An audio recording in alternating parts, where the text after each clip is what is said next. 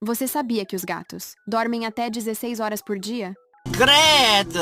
Eles podem surpreender seus donos de primeira viagem na quantidade de horas que dormem diariamente.